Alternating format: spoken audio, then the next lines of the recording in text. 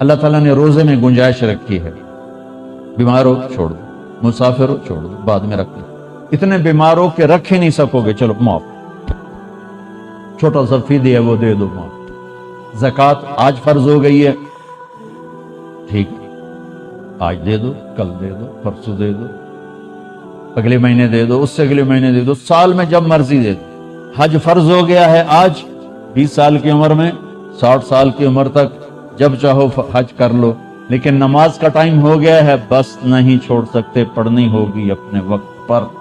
تو میری گزارش ہے بھائیو، جہاں سے بھی آئے ہو، میں ہاتھ جوڑتا ہوں، نماز نہ چھوڑو۔ جب تک سجدے میں سر رکھتے رہو گے، اللہ کی چھاؤں آپ پہ رہے گی، اللہ کی نظروں میں آپ ہر وقت رہو گے، اور محبت کی نظریں آپ کا طواف کریں گی۔ فاصبر فإنک بأعیننا، اس کا میں ترجمہ کیا کرتا ہوں کہ میرے محبوب صبر کیجئے، فإنک بأعیننا، میری نظریں آپ کا طواف کر۔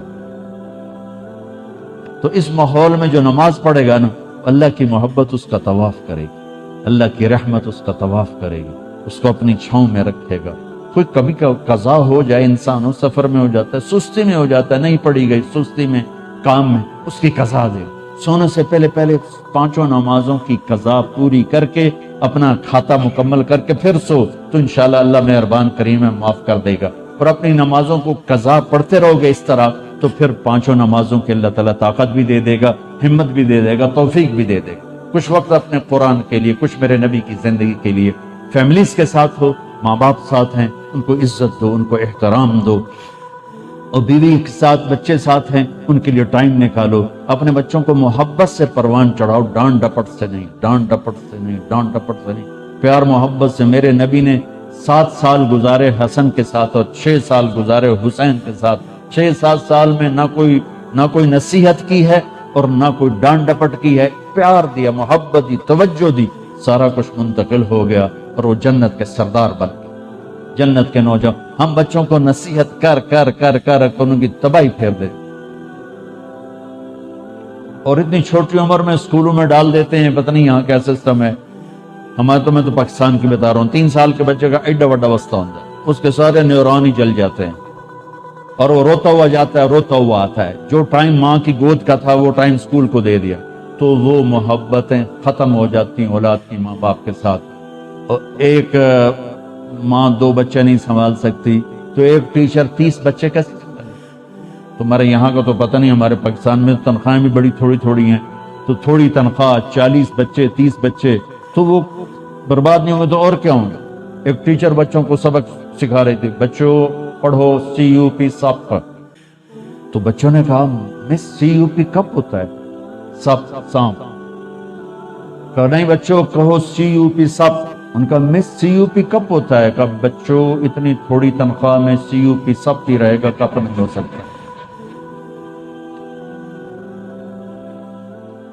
تو ہماری سکولنگ تو ایسی بیکار برباد ہے کہ ہمارے کاروباری، ہمارے سکول کاروبار ہیں، کوئی ہماری نیشن کے لیے وہ کوئی تعلیم نہیں ہے، کاروبار ہے۔ یہاں کا مجھے نہیں پتا، لیکن میں اپنے پاکستان انڈیا کی بات کرتا ہوں۔ انڈیا، پاکستان، بنگلہ دیش ایک سیم کلچر ہے کہ جتنے تعلیمی ادارے صرف کاروبار ہیں، ہماری نسل کو برباد کر رہے ہیں، تباہ کر رہے ہیں۔ میرے نبی کہتا ہے 7 سال تک بچے کو نماز کبھی نہ کہو، 7 سال تک، 7 سال کے بعد کہنا شروع کرو، 10 سال کے بعد سستی ہو تھوڑا سختی کرو، 15 سال میں جا کے فرض ہوتی ہے۔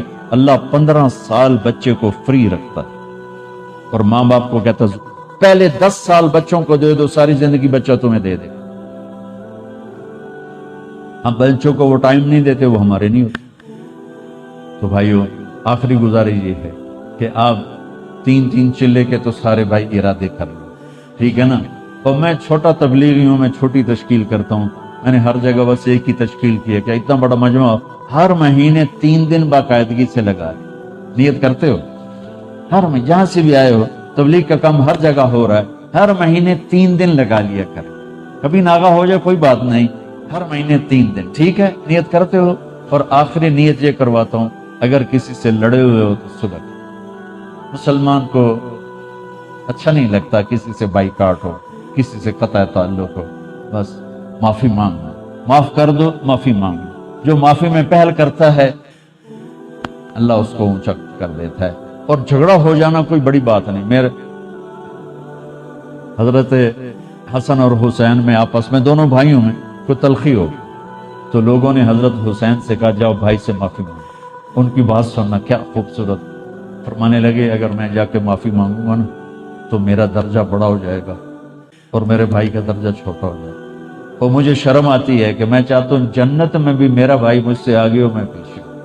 تو وہ آ کے معافی مانگے گا تو وہ بڑا ہے, اس کا درجہ بھی بڑا ہے. اگر میں چلا گیا مجھے کوئی شرم نہیں ہے, لیکن میں گیا تو میرا درجہ بھائی سے آگے ہو جائے گا. میں بھائی سے جنت میں بھی آگے نہیں ہونا چاہتا. یہ بات جب حضرت حسن کو چلی تو انہوں نے نہ جوتا پہنا نہ ٹوپی, ویسے بھاگے بھاگے اور اپنے بھائی کے لیے ملے. حضرت علی کے ایک دوسرے بیٹے تھے, ان کی ماں حنفیہ تھی. یہ تو حسن بن فاطمہ ہے, حسین بن فاطمہ, وہ محمد بن حنفیہ تھے. ان کا اور حضرت حسن کا جھگڑا ہو گیا تو حضرت محمد بن حنفیہ نے حضرت حسن کو خط لکھا کہ میرے بھائی آپ فاطمہ کے بیٹے ہیں, میں حنفیہ کا بیٹا. تو جیسے میری ماں فاطمہ جیسی نہیں ہو سکتی, میں آپ جیسا نہیں ہو سکتا. آپ میرے بڑے ہیں, آپ آ کے مجھ سے معافی مانگیں تاکہ آپ کا درجہ بڑا رہے.